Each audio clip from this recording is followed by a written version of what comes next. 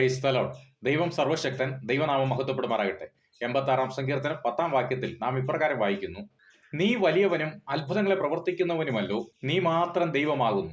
അത്ഭുതങ്ങളെ പ്രവർത്തിക്കുന്ന ദൈവം, അവിടുന്ന് ഏകനായി മഹാത്ഭുതങ്ങളെ പ്രവർത്തിക്കുന്നവനാണ്. മറ്റാരുടെയോ എന്തിൻ്റെയെങ്കിലോ സഹായമില്ലാതെ സ്വയം അത്ഭുതങ്ങളെ പ്രവർത്തിക്കുന്നു. ചെങ്കടലിനെ രണ്ടായി വിഭാഗിച്ച് അതിന്റെ നടുവിൽ കൂടി ഇസ്രായേലിനെ കടത്തി.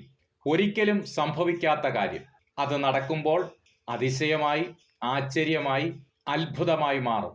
നാം നടക്കുന്നത് തന്നെ ഒരു അത്ഭുതമാണ്.